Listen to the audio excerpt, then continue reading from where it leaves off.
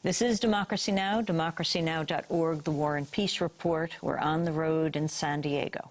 The private security company Blackwater USA is being accused of trying to secretly build a military training facility in San Diego, right here, just blocks from the U.S.-Mexican border. Blackwater received approval for the 61,000 square foot indoor facility in Otay Mesa, California, by filing for permits using the names of two subsidiaries. It was only last week when San Diego officials learned Blackwater was behind the project. The news comes just 2 months after local residents successfully blocked Blackwater from opening an 824-acre military complex known as Blackwater West in the rural hamlet of Potrero, California. Opposition is now growing to Blackwater's plans in Otay Mesa. Last week, Democratic Congressmember Bob Filner led a protest at the site of Blackwater's future facility. Several local officials question how Blackwater's presence will affect U.S.-Mexican relations. The site is located just 3 blocks from the international border. Joining me here in San Diego, in the PBS station, KPBS, is Raymond Lutz. He is a local resident who's fought Blackwater's expansion into the San Diego region. He runs the website stopblackwater.net and citizensoversight.org. We're also joined on the telephone by Democratic Congressmember Bob Filner. He joins us from Washington, D.C. We did invite Blackwater to join us on the program, but the spokesperson and Terrell said no one from the company was available. Ray, let's lay out the story right now. Well, I got the tip from an anonymous, like yahoo.com email address person who said he was an ex-friend of a former Blackwater employee.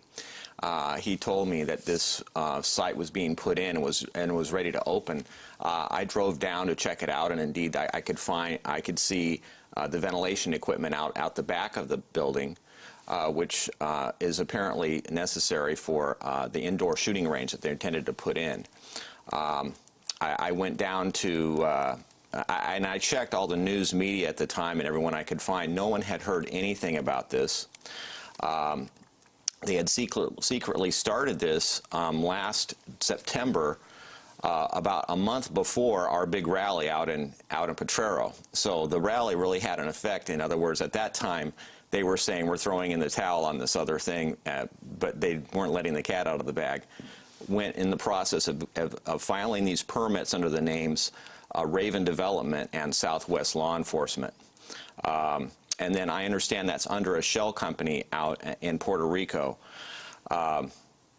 They went in calling this a vocational school. None of the permits, which I just saw yesterday at the Department of Planning of City of San Diego, had any real notation on it about the fact that this is going to have indoor shooting range and have firearms and so forth inside. But after I received the tip, I went down, and sure enough, everything panned out that the guy was telling me.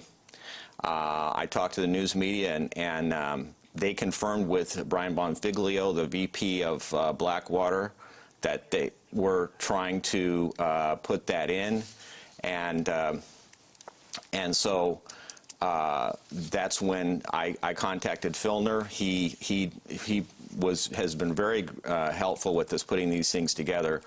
And this time, unlike out in Potrero, we got very little traction with the officials.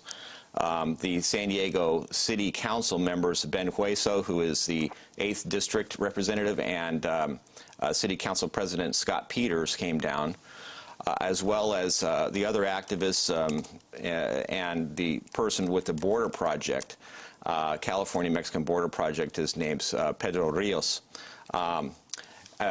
Ben Hueso, who represents that area, he's been working for the last 6 years, he said, to try to stabilize things. He just got done with a meeting with people south of the border, saying how clean and regular everything was north of the border, and he says, I just can't face these guys now that Blackwater has come in.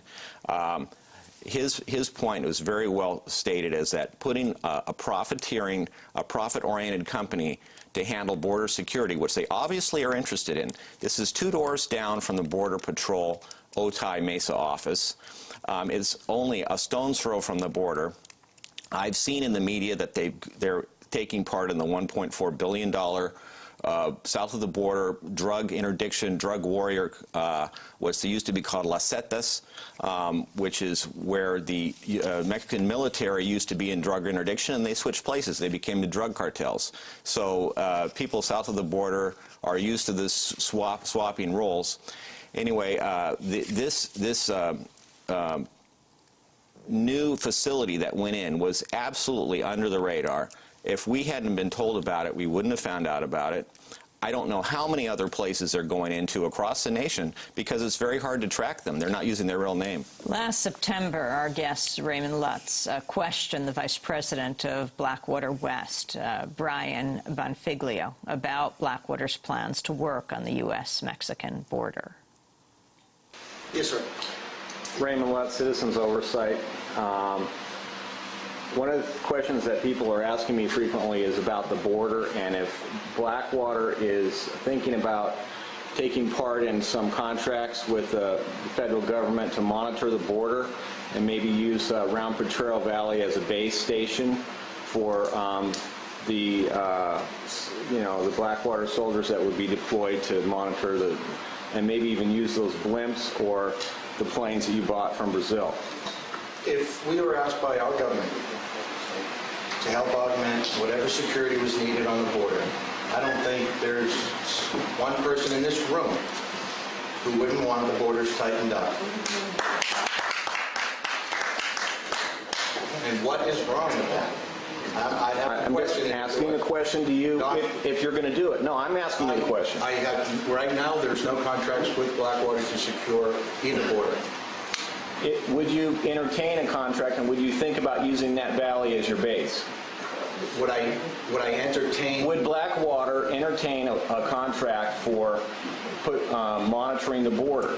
Yes or no? We would entertain any approach from our government to help secure either border. Absolutely. And in those cases, the valley might be used as a station for deployment? Actually, we've offered up it as a substation of Border Patrol and U.S. Customs right now. Would love to see them there. That was Ray Lutz questioning the vice president of Blackwater West, Brian Bonfiglio. Ray Lutz, before we go to Congressman Filner, can you flesh out what happened there and what you're planning to do now? Yes, well, of course, there I was talking about the Potrero Valley. We didn't know about this new secret facility that they're planning right now. What we looked back and we said that I just wanted to mention the three big things that we had successes on, which was the recall election, huge. By the time this recall election was in process, they were already backing out, even though they weren't publicly saying it. That big rally apparently was a big deal too, because a month before that they had already put in their permits. And of course, the intense cooperation and on the internet and on our lists on this other project, so that we did get them to pull out there.